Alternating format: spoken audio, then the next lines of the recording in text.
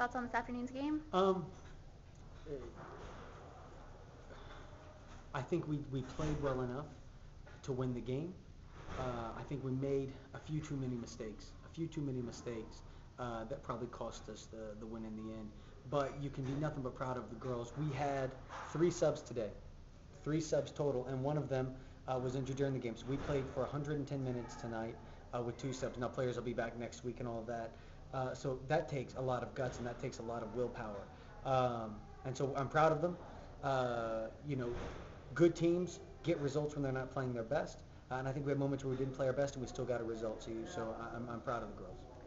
Next weekend, we've got a road trip and we're starting conference play. Thoughts on that? It's obviously the part of the year. This ends a phase of the season. You know, this was our last non-conference game. And I think if you look back at it, you know, if you look at the record of our non-conference opponents, it's staggering. You know, I think that St. Mary's was 6-1 or 7-1. North Texas the same thing. And so if you look back, we played a very, very good non-conference schedule. Now we've got to get ready for the real thing, which is the conference, getting after it, and we'll get some rest today and be ready to get back at it tomorrow.